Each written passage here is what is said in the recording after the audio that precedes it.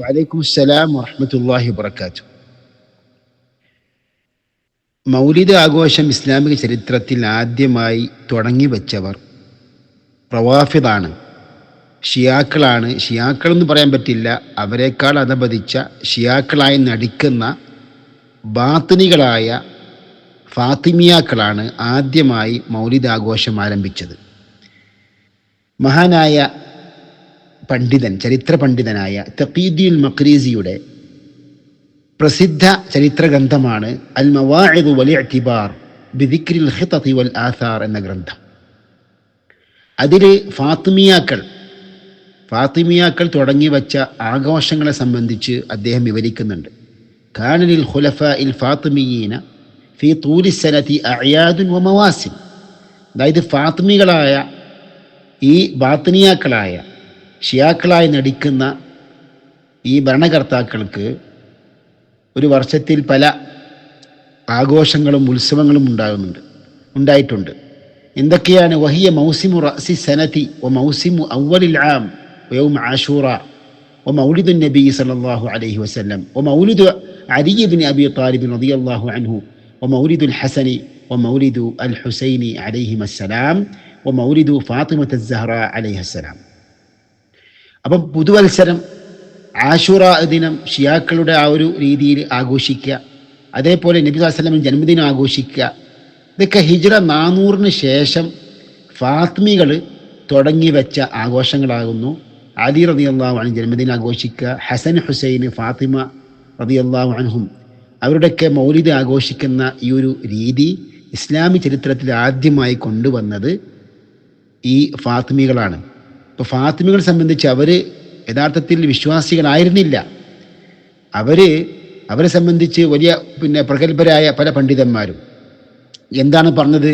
അതായത് വാഹിറു മദ്ഹബിഹിമുർ റഫ്ദ്, പ്രത്യക്ഷത്തിൽ അവർ റഫ്ദിൻ്റെ റാഫിദുകളാണെങ്കിലും വബാത്തിനുഹും അൽ കുഫ്റുൽ മഹദ്, അവരുടെ ഉള്ളിൽ യഥാർത്ഥത്തിൽ വ്യക്തമായ ശുദ്ധ കുഫ്റാകുന്നു എന്നൊക്കെ പണ്ഡിതന്മാർ കിതാബുകളിൽ രേഖപ്പെടുത്തിയിട്ടുണ്ട്. ഇതാകുന്നു ഈ വിഷയത്തിൻ്റെ ആരംഭം. അതായത് നമ്മുടെ പൂർവികരായ നബി സ്വല്ലല്ലാഹു അലൈഹി വസല്ലമിൻ്റെയോ അല്ലെങ്കിൽ സഹാബികളുടെയോ താബിഈങ്ങളുടെയോ അത്ബാഉ താബിഈങ്ങളുടെയോ 4 മദ്ഹബിൻ്റെ ഇമാമിങ്ങളുടെയോ ആരുടെയും പിൻബലമില്ല. ഷിയാക്കൾ തുടങ്ങി വെച്ചു. അത് പിന്നീട് നൂറ്റാണ്ടുകൾക്ക് ശേഷം പിന്നിട്ടപ്പോൾ 7-ാം നൂറ്റാണ്ടിൽ ആദ്യമായി മുദഫർ രാജാവ് എന്ന ഇർബിൽ പട്ടണത്തിൽ വെച്ച് ആദ്യമായി മുദഫർ രാജാവ് ഹിജ്റ 7-ാം നൂറ്റാണ്ടിൽ ആദ്യമായി തുടങ്ങി വെച്ചു. അതായത് ഷിയാക്കളല്ലാത്ത വിഭാഗക്കാർ. അത് പിന്നീട് പല പണ്ഡിതന്മാരും അതിനെ ന്യായീകരിച്ചുകൊണ്ട് ചില ന്യായീകരണങ്ങളും ഖിയാസിൻ്റെ അടിസ്ഥാനത്തിലൊക്കെ ചില കാര്യങ്ങളൊക്കെ പറഞ്ഞു എന്നല്ലാതെ ആ വിഷയത്തിൽ ഒരു പ്രമാണവും ഖുർആനികായത്തോ അല്ലെങ്കിൽ ഹദീസോ ഒന്നും ഉദ്ധരിക്കാൻ സാധിച്ചിട്ടില്ല എന്ന് വാസ്തവമാണ്. ഇവിടെ സഹോദരൻ ചോദിച്ചത്, പല സഹോദരന്മാരും ബിദഅത്ത് എന്ന വാക്ക് കേൾക്കുകയല്ലാതെ അതിനെക്കുറിച്ചൊരു വ്യക്തമായ ധാരണ ഇല്ല പലർക്കും. അതുകൊണ്ട് എന്താണ് ബിദഅത്ത് എന്ന് ഇവിടെ വിശദീകരിക്കണമെന്നാണ്. ബിദഅത്ത് എന്ന് പറഞ്ഞാൽ മഹത്തുക്കളായ പണ്ഡിതന്മാർ പ്രമാണങ്ങളുടെ വെളിച്ചത്തിൽ പഠിപ്പിക്കുന്നുണ്ട്. നബി സല്ലല്ലാഹു അലൈഹി വസല്ലം പഠിപ്പിച്ചു, വ ഇയ്യാകും വ മുഹ്ദസാത്തിൽ ഉമൂർ ഫഇന്ന കുല്ല ബിദ്അത്തിൻ ളലാല. അതായത് പുതുതായി കൊണ്ടുവരുന്ന ബിദ്അത്തുകൾ നിങ്ങൾ സൂക്ഷിക്കണം, അവയെ നിങ്ങൾ വർജിക്കണം, ഉപേക്ഷിക്കണം. കാരണം നിശ്ചയമായും എല്ലാ ബിദ്അത്തും വഴികേടാണ്, ദലാലത്താകുന്നു. അൽ ഹാഫിദ് ഇബ്നു ഹജർ അൽ അസ്ഖലാനിയുടെ ജാമിഉൽ ഉലൂമി വൽ ഹികം എന്ന പ്രസിദ്ധമായ 40 ഇമാം നവവിയുടെ 40 ഹദീസുകളുടെ വളരെ പ്രസിദ്ധമായ ശർഹാണ് അൽ ഹാഫിദ് ഇബ്നു റജബ് അൽ ഹംബലി എഴുതിയ ജാമിഉൽ ഉലൂമി വൽ ഹികം. അതിൽ പറയുന്നുണ്ട്, വൽ മുറാദു ബിൽ ബിദ്അത്തി, ബിദ്അത്ത് കൊണ്ട് ഉദ്ദേശിക്കുന്നത് മാ ഉഹ്ദിസ മിമ്മാ ലാ അസ്ല ലഹു ഫി ശരീഅത്തി യദുല്ലു അലൈഹി ഫഅമ്മാ മാ കാന ലഹു അസ്ലു മിന അശ്ശർഇ യദുല്ലു അലൈഹി ഫലൈസ ബിബിദ്അത്തിൻ ശർഅ വഇൻ കാന ബിദ്അത്തൻ ലുഗതൻ. അതായത് ബിദ്അത്ത് കൊണ്ട് ഉദ്ദേശിക്കുന്നത് ശരീഅത്തിൽ യാതൊരു തെളിവും ആ ഒരു വിഷയത്തിൽ ഇല്ലാതെ പുതുതായി ചെയ്യപ്പെടുന്ന കാര്യത്തിനാണ് ബിദ്അത്ത് എന്ന് പറയുക. അപ്പോൾ ശരീഅത്തിൽ അതിന് യാതൊരു അസ്ലും തെളിവും ഉണ്ടാവുകയില്ല. അപ്പോൾ അസ്ലുള്ള കാര്യമോ അതിന് ബിദ്അത്ത് എന്ന് ശർഇന്റെ അടിസ്ഥാനത്തിൽ പറയുകയില്ല, ഭാഷാപരമായി പറയാം. ഏതുപോലെ ഉമർ റളിയല്ലാഹു അൻഹു വീണ്ടും തറാബീഹ് നമസ്കാരം നബി സല്ലല്ലാഹു അലൈഹി വസല്ലം ആദ്യ രാവുകളിൽ നിർവഹിച്ചിരുന്നു, പിന്നീട് നിർത്തിവെച്ചു, നിർബന്ധമാക്കപ്പെടുമെന്ന ഭയത്താൽ പിന്നീട് ഉമറിന്റെ കാലഘട്ടത്തിലാണ് പുനരാരംഭിച്ചത്, ജമാഅത്തായി. അപ്പൊ അതിനെക്കുറിച്ച് എന്ത് പറഞ്ഞു? നിഅമത്തുൽ ബിദ്അത്തു ഹാദി, ഇത് എത്ര നല്ലൊരു ബിദ്അത്താണെന്ന് പറഞ്ഞു. അത് ഭാഷയുടെ അടിസ്ഥാനത്തിൽ പറഞ്ഞതാണെന്നാണ് ഇമാം ഇബ്നു റജബിൽ ഹംബലി പോലെയുള്ള പണ്ഡിതന്മാരൊക്കെ വിശദീകരിക്കുന്നത്. അപ്പൊ അതുകൊണ്ട് തന്നെ പല എതിരാളികളും തെറ്റിദ്ധരിപ്പിക്കാറുണ്ട്. നല്ല ബിദ്അത്ത്, ചീത്ത ബിദ്അത്ത് എന്നൊക്കെ പറഞ്ഞിട്ട് അവരാഘോഷിക്കുന്ന മൗലിദ്, അതേപോലെ തന്നെ റാത്തിബുകൾ, അതേപോലെ തന്നെ ഖുതുബിയത്ത്, അങ്ങനെയുള്ള എത്രയോ നിരവധി ബിദ്അത്തുകളും അതിൽ പലതിലും ശിർക്കും കലർന്നിട്ടുണ്ട്. അപ്പൊ ഇങ്ങനെയുള്ള അനാചാരങ്ങളും ഖുറാഫാത്തും ബിദ്അത്തും ഒക്കെ ഈ നല്ല ബിദ്അത്തിന്റെ കാറ്റഗറിയിൽ ഉൾപ്പെടുത്തിക്കൊണ്ട് ജനങ്ങൾ തെറ്റിദ്ധരിപ്പിക്കും. അവിടെയാണ് പണ്ഡിതന്മാർ പഠിപ്പിക്കുന്നത്, അത് യഥാർത്ഥത്തിൽ നല്ല ബിദ്അത്ത് ദീനിന്റെ അടിസ്ഥാനത്തിൽ, ശർഇന്റെ അടിസ്ഥാനത്തിൽ പറഞ്ഞതല്ല, ഭാഷാപരമായ ഒരു പ്രയോഗമാണ്. അപ്പോൾ യാതൊരു തെളിവിൻ്റെയും പിൻബലമില്ലാതെ പുതുതായി കൊണ്ടുവരപ്പെട്ട, നിർവഹിക്കപ്പെടുന്ന, ആചരിക്കപ്പെടുന്ന കർമ്മത്തിനാണ് ബിദ്അത്ത് എന്ന് പറയുക.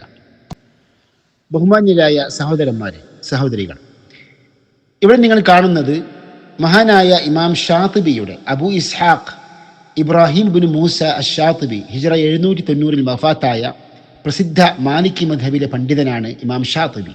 ഇമാം ഷാത്തിബിയുടെ കിതാബുൽ ഇഅ്തിസാമിന്റെ 1-ാം വാള്യം 46-ാമത്തെ പേജിൽ ബിദ്അത്തുകളുടെ കാര്യം വിശദീകരിച്ചുകൊണ്ട്, അതിൻ്റെ വ്യത്യസ്ത ഇനങ്ങളൊക്കെ പറഞ്ഞുകൊണ്ട്, അവയെക്കുറിച്ച് പറഞ്ഞ കൂട്ടത്തിൽ ഇമാം ഷാത്തിബി പറഞ്ഞു, വമിൻഹ, ബിദ്അത്തുകളിൽ പെട്ടതാകുന്നു, ഇൽതിസാമുൽ കൈഫിയാതി വൽ ഹൈആതിൽ മുഅയ്യന കദ്ദിക്രി ബിഹൈഅത്തിൽ ഇജ്തിമാഇ അലാ സൗത്തിൻ വാഹിദ് വത്തിഖാദ് യൗമി വിലാദത്തിൻ നബി സല്ലല്ലാഹു അലൈഹി വസല്ലം ഈദൻ വമാ അശ്ബഹ ദാലിക്. അപ്പോൾ ബിദ്അത്തുകളിൽ പെട്ടതാകുന്നു, അതായത് സ്ഥിരപ്പെട്ട കർമ്മങ്ങൾക്ക് തന്നെ ഒരു പ്രത്യേക രൂപവും ഭാവവും രീതിയും ശൈലിയും ഒക്കെ നൽകുക. ഏതുപോലെ കദ്ദിക്രി ബിഹൈഅത്തിൽ ഇജ്തിമാഇ അലാ സൗത്തിൻ വാഹിദ്, ഒരേ ശബ്ദത്തിൽ നടത്തപ്പെടുന്ന കൂട്ടമായ ദിക്ർ, ദുആ, അതൊക്കെ ബിദ്അത്താകുന്നു.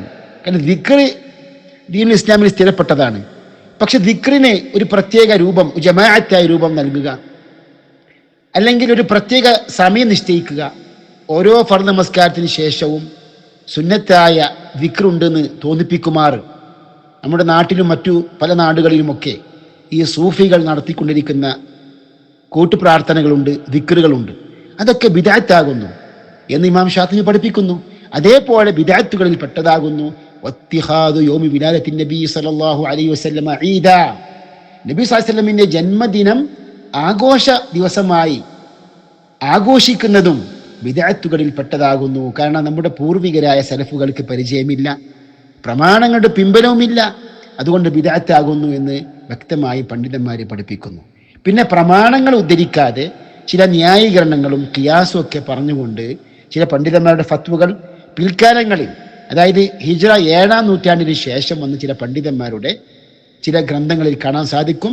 അതൊന്നും സ്വീകരിക്കേണ്ട ബാധ്യത നമുക്കില്ല. കാരണം പ്രമാണമുണ്ടോ നമുക്ക് സ്വീകരിക്കാം, പ്രമാണമില്ലാതെ ഒരാൾ ഒരു അഭിപ്രായം പറഞ്ഞു കഴിഞ്ഞാൽ അത് സ്വീകരിക്കേണ്ട ബാധ്യത നമുക്കില്ല. വല്ലാഹു തആല അഅലം.